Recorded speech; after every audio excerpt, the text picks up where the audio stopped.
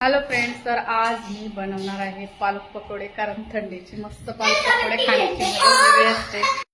माझ्याकडे पालक होती, म्हटलं पालकचं काय करावं, भाजी तर कोणालाच आवडत नाही, म्हणून मी आज पालक पकोडे करणार आहे. छान छान असं नाही कळायचं.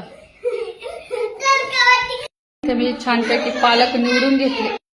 पालक मस्तपैकी पहिले निवडून घेतली आणि नंतर ती वॉश केली, चांगले धुतले आणि मस्त अशी बारीक कट केली. त्यात मी टाकलं आहे बेसन पीठ, ओवा, लाल मिर्च आणि मीठ. तर आता पकोडे बनवते आणि खाऊन बघूया. गरम झालेलं आहे.